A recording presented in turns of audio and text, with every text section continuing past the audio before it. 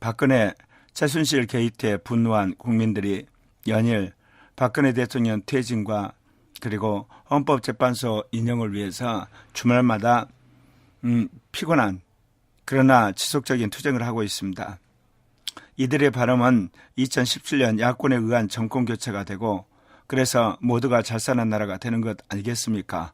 그러나 우리가 2017년 야권에 의한 정권교체가 된다고 해서 모두가 잘 사는 나라가 되는 것은 아닙니다. 왜냐하면 야권에 의한 정권교체가 되면 어떻게 보면 부정부패라든지 또는 공권력에 대한 남용들, 잘못된 그런 경찰이나 검찰의 권력의 어떤 그 행사가 줄어들겠지만 우리 경제는 나아지지 않기 때문에 그렇습니다.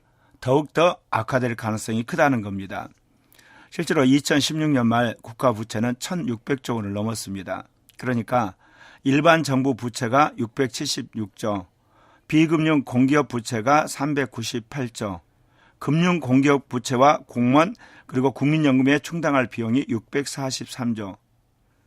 한마디로 말해서 1년 정부 예산이 400조인데 1,600조란 빚을 지고 있다는 겁니다.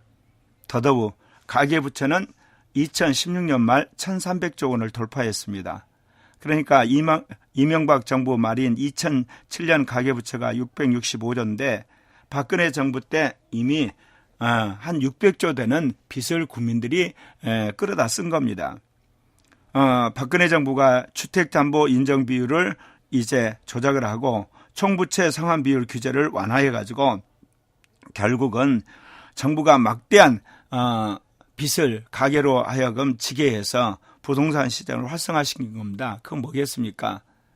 한 2점 중반에 가까운 그런 경제 성장을 맞추기 위해서 기업이 경제 성장을 견인하지 않기 때문에 가계로 하여금 빚을 내서 결국 건설 경기에 투여하게 한 겁니다. 그런데 과연 2017년 야권에 의한 정권교체가 됐을 때 이제 야권에 의해서 어떻게 경제가 성장할 거라고 생각합니까?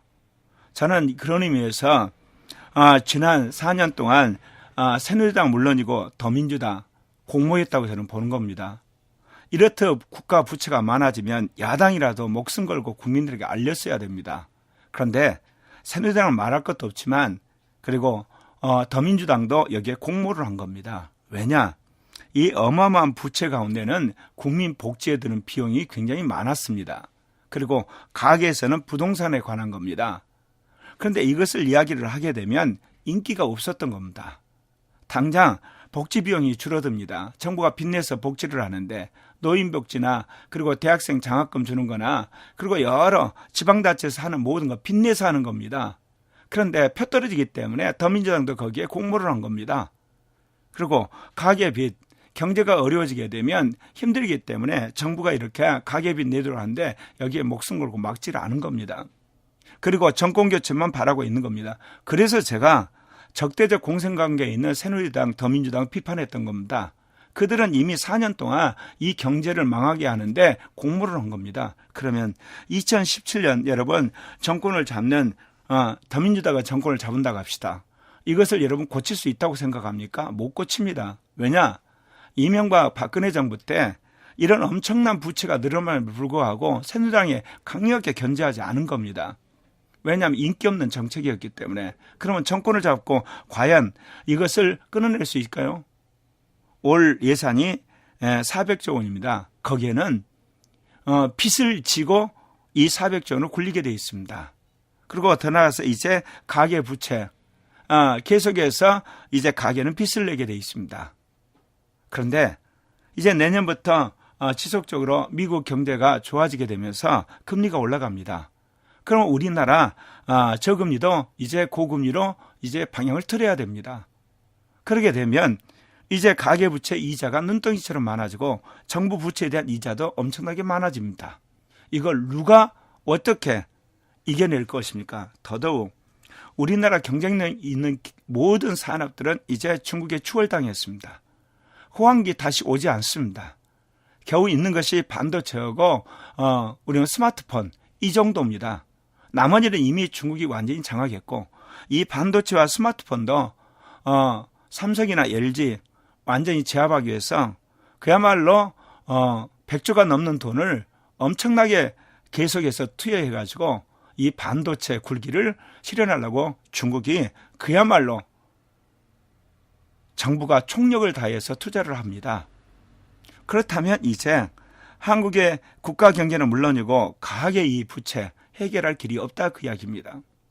그렇기 때문에 이러한 부분에 있어서 경제적 해안을 가진 대통령이 나오지 않고는 그래도 이 문제를 취약으로 막을 방법이 없다 그 이야기입니다. 국가 붓 계속 내고 가계빚 내가지고 하는 거 이제 한계에 도달했다는 겁니다. 우리가 그리스 사태 보지 않습니까? 국가가 부도난 상황, 아이슬란드 상황 우리가 보지 않습니까?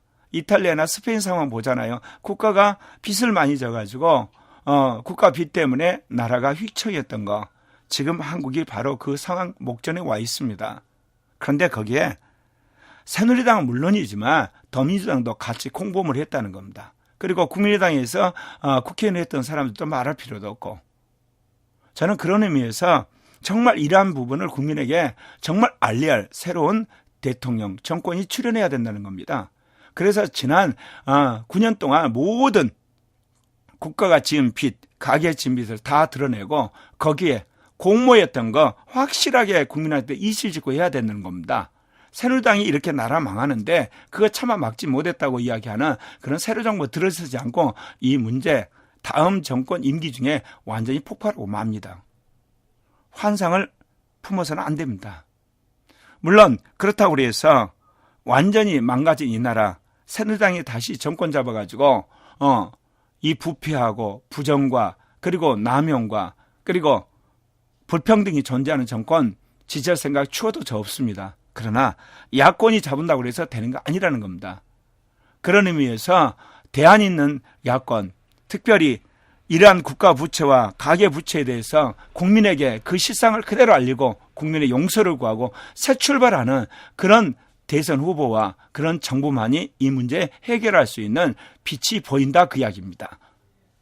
여러분, 그동안 한 9년 동안 빚내서 잘 사신 겁니다. 국가가 빚낸 돈으로 복지한 거고 그리고 여러분이 빚낸 돈으로 나라 돌아간 겁니다. 이제는 빚도 못 냅니다. 그래서 엄동설왕 같은 그런 추운 가계와 국가 재정이 이제 우리에게 기다리고 있습니다. 그 고통을 이겨내면서 다시 도약할 수 있는 새로운 대통령 후보 그리고 정권이 필요하다 그 이야기입니다.